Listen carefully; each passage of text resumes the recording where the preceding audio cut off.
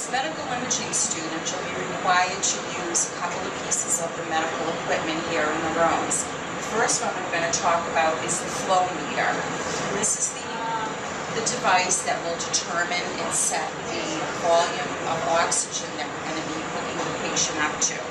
So the first thing that you want to do before you even turn it on is go over to the oxygen tank that the patient came down with.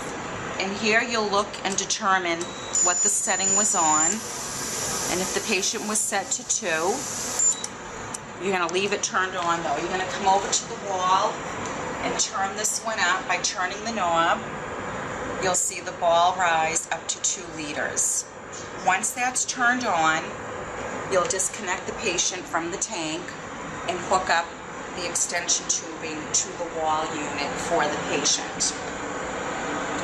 If for any reason you need to put the nasal cannulas onto the patient, you need to make sure, open up the new package here, you need to make sure that the prongs are facing the patient's face.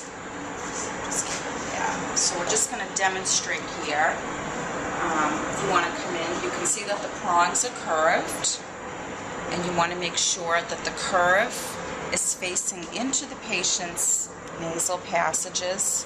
You're going to go around the ears, and then you're just going to tighten this up underneath their chin so that the tubing doesn't come loose once we're moving the patient. And once that's done, you can take the end of the tube here and you can connect it to the wall unit that the patient will now be hooked up to at 2 liters. Another piece of equipment that you should be familiar with is going to be the suction canister. So when you first come into the room in the morning, it's going to be important that you check the canister, make sure that there are no secretions in the container or in the tubing. And if there are, what you should be doing is take the canister out and change the inside of the contents. So I'll put this back up here, and I'm going to show you how to remove this. So first you're going to remove the vacuum piece. You're going to take the top right off, and you'll dispose of this whole container, and the tubing will go into the trash. Then you'll have a clean one ready to go. You're going to take this one. It will come out of the packaging kind of smushed up like this. You're going to put this inside the canister, push it right down. Sometimes it's easier to take it out so you can see better. And then you're going to hook the red tubing back up to the vacuum. And you can see on the top here it says vacuum and patient, so you know this tubing here is going to be connected to the patient, and this tubing here is connected to the vacuum coming out of the wall. Place it in the holder.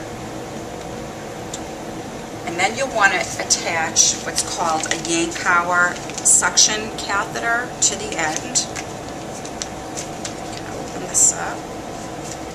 These don't have to remain sterile because you're just going to be using it for oral secretions, things like that.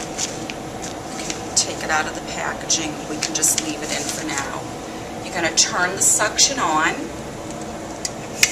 to regular, and then we can adjust it by turning this gray dial higher or lower as we need it to be. And you can see that we have some light suction here ready to go for our patient. So if you're working in the emergency room or with inpatients, it's going to be very important that you make sure that the canister is clean and ready to go when a new patient arrives in your room.